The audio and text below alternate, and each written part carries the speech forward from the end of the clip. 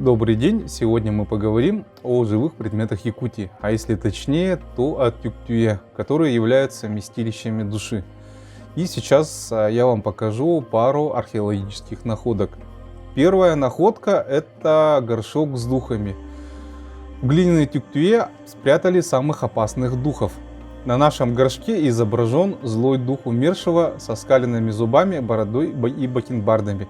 Его плотно запечатали крышкой, которую наглухо перевязали двумя стальными проволоками. Керамический горшок примерно 17-18 века случайно был обнаружен в лесном массиве в Кангаласском улусе. Рядом лежат артефакты каменного века. Это пластины, наконечники и нож, а также талисман из металла. Фото сделал краевед Прокопий Романович Наговицын. Второй предмет, о котором пойдет речь, это Кыз-Таңара или якутская Аннабель. Название этого экспоната Кыз-Таңара, что переводится как «девушка-божество», и служил он в старину в качестве вместилища души умершей. В 1937 году в западно-кангаласском улусе краеведами Дмитриевым и Макаровым было найдено захоронение куклы. Гроб лежал между рассохами упавшей лиственницы. Гроб был длиной 1 метр и диаметром 27 сантиметров. Кукла была длиной 24 сантиметра, имела глаза из белого бисера и сережки из черно-белого материала. На лбу была нашита монета. По историческому преданию, князь западно-кангаласского улуса маджагарского наслега Джесёль Иван попросил местного шамана изготовить ему куклу. Причиной просьбы послужила внезапная смерть его любимой дочери Марии Белый Снегирь. В течение 9 дней и ночей шаман совершал обряд перемещения души, принес в качестве жертву божествам белую кобылицу. Куклу повесили в специально отведенное место и обращались с ней как с живым человеком. Разговаривали, делились новостями, спрашивали совета, кормили и дарили подношения. Так с ней обращались не только ее близкие, но и гости, которые приходили в их дом.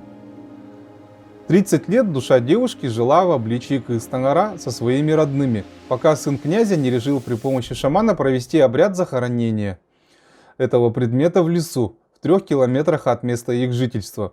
И в 1937 году этот уникальный предмет был передан музею имени Ярославского.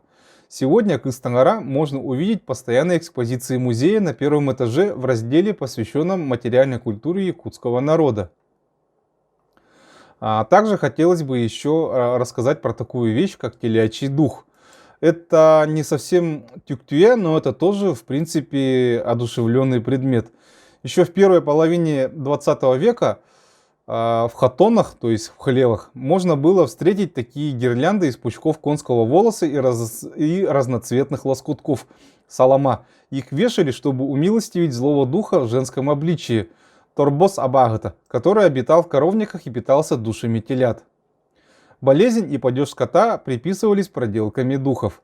Во время экспедиции в Верхоянском улусе одна семейная пара поведала о встрече с телятницей. Дело было в 80-х годах, они тогда работали на советской ферме. Жена хлопотала по дому, муж чинил изгородь. Вдруг видят, идет по полю к усадьбе девушка в белых одеждах. Мужчина ее окликнул, но незнакомка, не заметив его, скрылась в коровнике. Тогда он последовал за ней, позвав жену. Войдя в коровник, супруги увидели дряхлую старуху, безмолвно стоящую в полумраке. Через мгновение она исчезла. 3 дня спустя на молодняк напала неведомая хворь. Свыше 20 телят умерли в мучениях. Это типичный сюжет об этом духе, который повторяется во многих местах. Якутский народ верил в одухотворенность всего окружающего мира. Не только люди и животные, но и водоемы, географические объекты, предметы быта – все обладало душой, а значит и личностными характеристиками. Например, считалось, что ножи бывают добрые, выручающие хозяина в трудную минуту, и злые, жаждущие крови, склоняющие к убийству.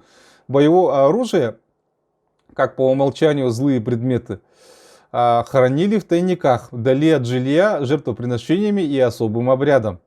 Были еще предметы, сильно восприимчивые ко злу. Их заносили на ночь в помещение. Оставшись снаружи, они могли вступить в сговор со злыми духами и затеять недоброе против хозяев. На этом у меня выпуск заканчивается. Спасибо вам всем за внимание. Оставляйте, пожалуйста, комментарии, ставьте лайки и дизлайки.